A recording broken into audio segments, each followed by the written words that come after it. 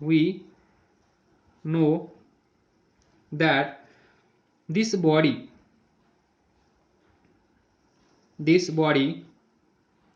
will radiate at low rate like ice. एका सेकंदामध्ये ice 2च unit देतो. whereas hot body gives 10 units in 1 second. तो rate we know that this body will radiate at low rate. लक्षात ठेवा 1 second म्हणजे 2 units. Compare करू आपण या लेक्चरमध्ये, कंपॅरिझन करू हॉट अँड कोल्ड. तर तुम्हाला लक्षात राहील लो रेट म्हणजे काय आणि हाय रेट म्हणजे काय.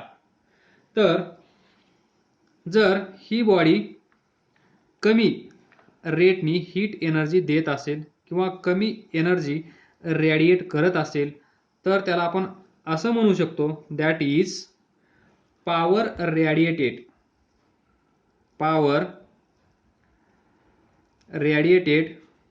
by this body will be small. आलं लक्षात. जर त्या बॉडीचं टेम्परेचर कमी असेल तर काय होईल, ती बॉडी हीट एनर्जी कमी देईल. जर ती बॉडी हीट एनर्जी कमी देत असेल तर त्याचा अर्थ काय असतो, त्या बॉडीची पॉवर कमी आहे म्हणून ती बॉडी हीट एनर्जी कमी देत आहे. म्हणून आपण इथं लिहिलं power radiated by this body will be small or less. तर पहा what is power. Power is given by R that is Q by AT. Q म्हणजे काय, heat energy radiated by this body. A surface area, T time taken. तर पहा जर या बॉडीचं temperature कमी असेल तर as T is less, as T temperature of body this T is less. जर या बॉडीचं टेम्परेचर कमी असेल तर काय होईल, टेम्परेचर कमी म्हणजे इमॅजिन करा थोड्या वेळासाठी हा पीस ऑफ आईस आहे, हा आईस आहे. तर हा आईस काय करेल, थोडीशी हीट एनर्जी देईल. किती, थोडीशी हीट एनर्जी तो बाहेर देईल. म्हणजेच आईसचं टेम्परेचर कसं असतं, कमी. जर त्या पीस ऑफ आईसचं टेम्परेचर कमी असेल तर तो पीस आईसचा किती हीट एनर्जी देत आहे, कमी. म्हणजेच as T is less than Q amount of heat energy radiated will be less. बरोबर आहे. जर त्या बॉडीचं टेम्परेचर कमी असेल तर ती बॉडी हीट एनर्जी कमी देईल. बरोबर. जर हीट एनर्जी कमी देत असेल, डाऊनवर्ड ॲरो म्हणजे कमी, डिक्रीजिंग, तर आर कसा असेल, कमी. म्हणजेच power radiated by this body will be small, less. This is proved. थोडक्यात प्रूव्ह करण्याचा प्रयत्न केला आहे.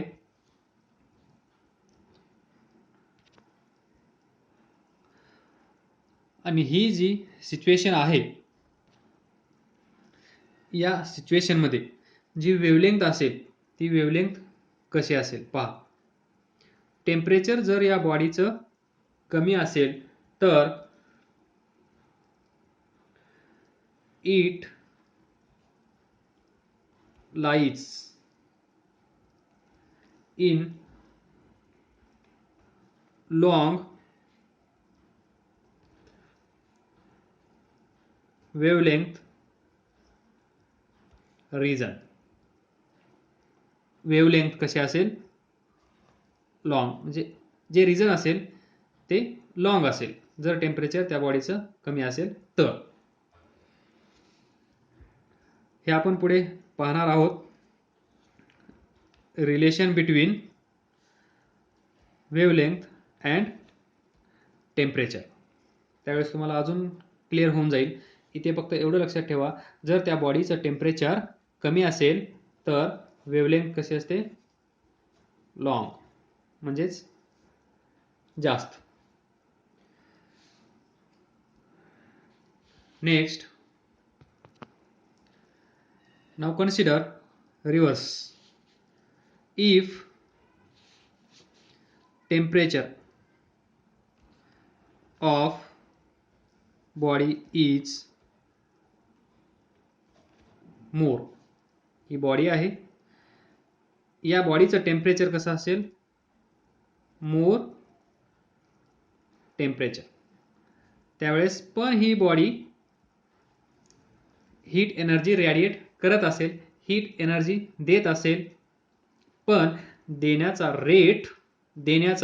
रेट जास्त असेल as compare to this body.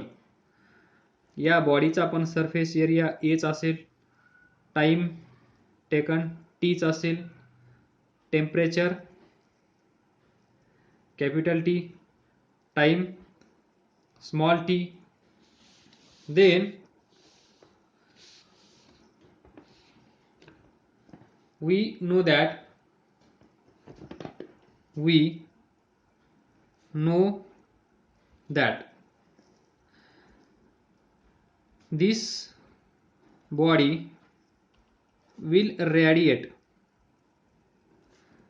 at more rate. म्हणजे ही बॉडी जी हीट एनर्जी देत आहे तो रेट कसा आहे, more. Surface area A time T, temperature of body T, Q amount of heat energy is radiated. जर या बॉडीचं टेम्परेचर जास्त असेल तर आपल्याला माहित आहे ही बॉडी जी हीट एनर्जी रेडिएट करत असते त्याचा रेट कसा असेल, more, will radiate at more rate. That is power radiated R is also more. तर कन्सिडर करा दिस सिच्युएशन, जेणेकरून तुम्हाला इमॅजिन होईल. Area A, time taken T, हे परत परत काढण्याचा एकच उद्देश आहे की तुम्हाला ती कन्सेप्ट क्लिअर झाली पाहिजे. Body, Q amount of heat energy radiated, surface area A, time taken T, then power of this body is given by Q by A T. Q amount of heat energy radiated per unit area per unit time is nothing but emissive power of this body. Simply power of this body. ही कशी असेल, more. जर या बॉडीचं temperature as temperature of this body is more, तर काय होईल, ही बॉडी जी हीट एनर्जी बाहेर देत आहे ती कशी असेल, then Q amount of heat energy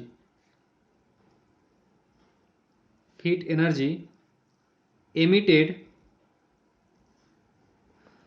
by this body will be more शॉर्टमध्ये कसं लिहायचं याला? टेम्परेचर ऑफ बॉडी इज मोर, म्हणजे टी इज, तुम्ही हे सर्व लिहा. हे लिहून वाचून असं बोलण्याचा प्रयत्न करा, त्यावेळेस तुम्हाला प्रॉब्लेम सोडवायला मदत होईल. हे शॉर्टकट लिहू नका. As a temperature of body is more, heat energy radiated will be more. And rate पण कसा असेल? मोर. रेट मोर असेल म्हणूनच हीट एनर्जी बाहेर जास्त येईल. So as T is more, Q will be more, then we can say that R will be more. पहा इथे Q, R is Q by AT. T जास्त असेल म्हणून Q जास्त असेल म्हणून R जास्त असेल. याचाच अर्थ असा आहे की एखादी बॉडी, जी बॉडी आपण कन्सिडर केली, ती बॉडी ॲट हाय टेम्परेचरला पण हीट एनर्जी एमिट करत आहे, ॲट लो टेम्परेचरला पण हीट एनर्जी एमिट करत आहे. म्हणजे याचा अर्थ काय असेल? आपल्याला माहीत आहे, आपण मगाशी इथं लिहिलं, जर त्या बॉडीचं टेम्परेचर कमी असेल तर वेव्हलेंथ जास्त असते, आणि टेम्परेचर जास्त असेल तर वेव्हलेंथ कमी असते. This temperature, relation between temperature and wavelength पुढे आपण पाहणार आहोत. इथे एवढंच लक्षात ठेवा, जर टेम्परेचर जास्त असेल तर वेव्हलेंथ कमी असते, टेम्परेचर कमी असेल तर वेव्हलेंथ जास्त असते. That is inversely proportional to. एक वाढला तर दुसरा कमी होतो, एकाला राग आला तर दुसऱ्याने शांत व्हायचं असतं. ते नेचर इथे आहे. याला राग येतो त्यावेळेस हा शांत असतो, याला राग येतो त्यावेळेस हा शांत असतो. त्याला आपण म्हणतो इनव्हर्सली प्रोपोर्शनल टू. तर लक्षात ठेवा, इथे आपण जे डिस्कस केलं आहे त्याच्या फायनल कन्क्लुजनवर येऊन पोहोचलो आहोत. आपण दोन केसेस डिफरंट डिस्क्राईब केल्या, at high temperature and at low temperature. तर पुढे दिस नेचर ऑफ बॉडी, ही जी बॉडी आपण कन्सिडर केली, एकदा टेम्परेचर वाढवलं, एकदा टेम्परेचर कमी केलं, टेम्परेचर जास्त, टेम्परेचर कमी, त्यावेळेस असं आपल्याला पाहायला भेटलं, ज्यावेळेस टेम्परेचर जास्त आहे त्यावेळेस जे थर्मल रेडिएशन्स बाहेर आले आहेत त्यांची वेव्हलेंथ कमी आहे. ज्यावेळेस या बॉडीचं टेम्परेचर कमी आहे त्यावेळेस जे थर्मल रेडिएशन्स बाहेर आले आहेत त्यांची वेव्हलेंथ जास्त आहे. त्यामुळेच आपण असं लिहू शकतो, this nature of body which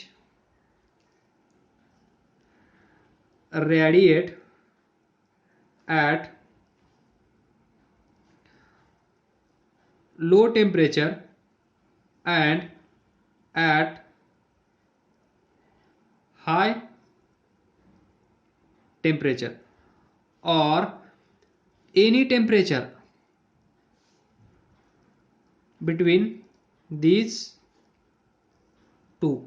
परत एकदा सांगत आहे, हे लेक्चर पाहिल्यानंतर, हे सर्व पॉइंट लिहून घेतल्यानंतर, सर्व पॉइंट समजून घेतल्यानंतर तुम्हाला बुक वाचण्याची गरज पडणार नाही म्हणजे नाही. Please note this important point. कारण थेरॉटिकल लेक्चर आहे, थेरी खूप होत आहे, तर मी डेप्थमध्ये जात आहे, प्रत्येक वर्ड प्रत्येक लाईन डिस्कस करत आहे.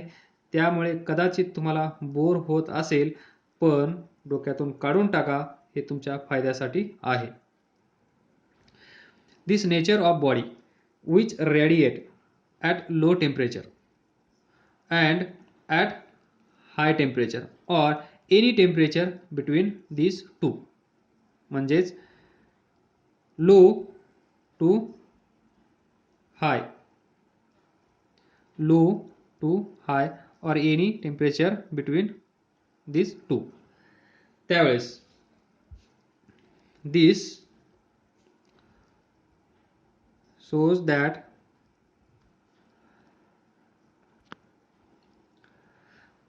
काय दाखवत असेल हे नेचर. ही जी बॉडी आहे, एकदा टेम्परेचर कमी एकदा टेम्परेचर जास्त किंवा या दोघांच्या मध्ये काही टेम्परेचर असेल तर याचा अर्थ काय असेल. This shows that the radiant energy, लक्षात येत असेल रेडियंट एनर्जी म्हणल्यानंतर thermal energy, thermal radiations, heat energy जी ती बॉडी देत आहे. आलं लक्षात. दिस रेडियंट एनर्जी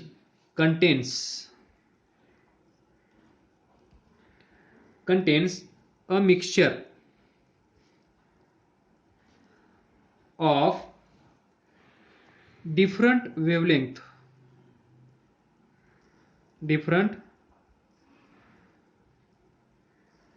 इथे पहा, टेम्परेचर जास्त वेवलेंथ कमी, टेम्परेचर कमी वेवलेंथ जास्त. मग या दोघांच्या मध्ये अजून काहीतरी टेम्परेचर असेल त्यावेळेस करस्पॉन्डिंग वेवलेंथ असेल ती वेवलेंथ. म्हणजे प्रत्येक टेम्परेचरला जेवढे टेम्परेचर आपण कन्सिडर करू त्या प्रत्येक टेम्परेचरला काहीतरी थर्मल रेडिएशन्स बाहेर येत असतील आणि त्या थर्मल रेडिएशनची काहीतरी एक स्वतःची वेवलेंथ असेल ते. That is this radiant energy. ही जी बॉडी आहे जी एनर्जी बाहेर देत आहे ती energy contains a mixture of different wavelength. म्हणजे समजा ही बॉडी असेल 100 डिग्री केल्विन, त्यावेळेस थर्मल रेडिएशन्स बाहेर येत असतील त्याची वेवलेंथ λ1. दुसरी बॉडी 200 केल्विन, थर्मल रेडिएशन्स बाहेर येत असतील त्याची wavelength λ2 and so on. This radiant energy contains a mixture of different wavelength. That is, we know that at low temperature of body, that is, we know that at low temperature of body, या बॉडीचं temperature कमी असेल त्यावेळेस आपण मगाशी discuss केलं थोड्या वेळापूर्वी, at low temperature of body emitted radiations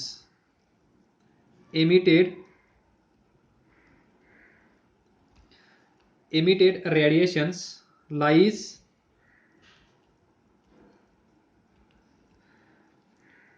within long wavelength region. म्हणजे जर त्या बॉडीचं टेम्परेचर कमी असेल तर वेवलेंथ लॉंग वेवलेंथ रीजन, हे लक्षात ठेवा. And at high temperature of body emitted radiation, त्या बॉडीचं टेम्परेचर जास्त आहे त्यावेळेस ती बॉडी काहीतरी हीट एनर्जी देत असेल. ती एनर्जी म्हणजेच emitted radiations lies in short wavelength region.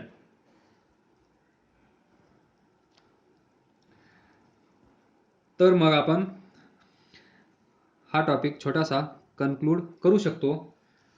Therefore we can say that at higher temperature of body जर त्या बॉडीचं टेम्परेचर जास्त असेल तर total energy radiated, that is thermal radiations emitted per unit time, तर पहा at high temperature of body total energy radiated, ती जी body असेल त्या बॉडीने जी हीट एनर्जी दिलेली असेल ती सर्व हीट एनर्जी म्हणजे total energy radiated per unit time is increases. आलं लक्षात? जर त्या बॉडीचं टेम्परेचर जास्त असेल तर ती बॉडी हीट एनर्जी जास्त देत असेल, जी जास्त देत असेल असं आपण म्हणत आहोत ती म्हणजे टोटल एनर्जी रेडिएटेड, त्या बॉडीने दिलेली सर्व हीट एनर्जी म्हणजेच total energy radiated per unit time is increases. Temperature वाढवल्यानंतर तुम्हाला माहित आहे रेट वाढतो म्हणजेच थर्मल रेडिएशन्स वाढतात म्हणजेच दिस एनर्जी विल इन्क्रीज.